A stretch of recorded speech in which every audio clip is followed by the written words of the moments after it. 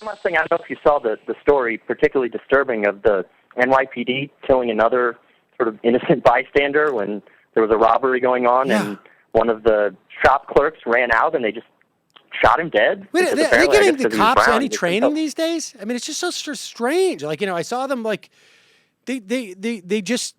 I mean, I can't help but wonder if like cutbacks.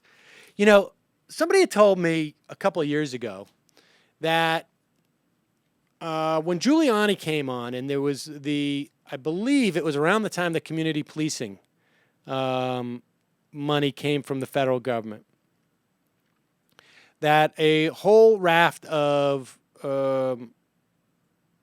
people were hired, and that they are coming up on they've been coming up in the past couple of years on their retirement age, and there's no money to replace them.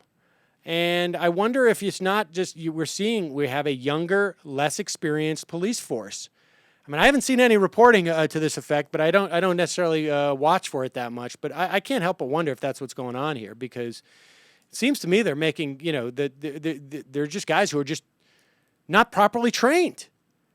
Like I don't certainly. I don't. That's what it appears to me.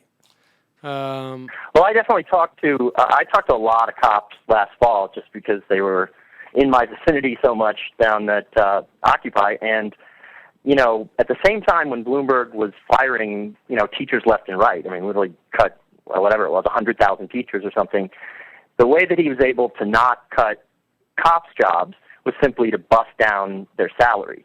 And so the cops told me, I mean, I talked to rookie cops, they're making 27 now to start, which is like down from, I think they were up to 36, 38, but 27 is just obscene in New York City. And you wonder why it is that none of these cops actually live in New York. I mean, some of them live in Staten Island, a lot of them, but there's a lot of them that live in New Jersey. And you have to wonder, it's just there's something wrong about a police force that doesn't live in the same community where they police. Oh. That makes it almost that. I mean, look, that's not even. You'd have, it's not even something the poker wrong. Game, and you'd have. It's not even something wrong. I mean, that is a strategic decision that is made by people. Let me put it this way: I'm not saying that this was a strategic decision by Bloomberg to create this dynamic, but the dynamic of bringing in cops into the city from outside of the city is something that despots do, so that the cops will be necessarily have less cultural connection to these people. That is exactly what I don't want people to mistake what I'm saying here.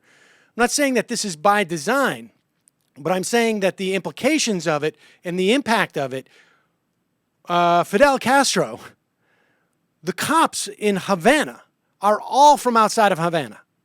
He brings them in from outside of the country, so there is a natural tendency of suspicion between the cops who are policing people in the city from people outside of the city, because they are a different. There's like a different cultural reality, and they don't experience it. Not living in the city, so they don't have the same sort of sense of like what the mores are, what people tend to do, and this and that.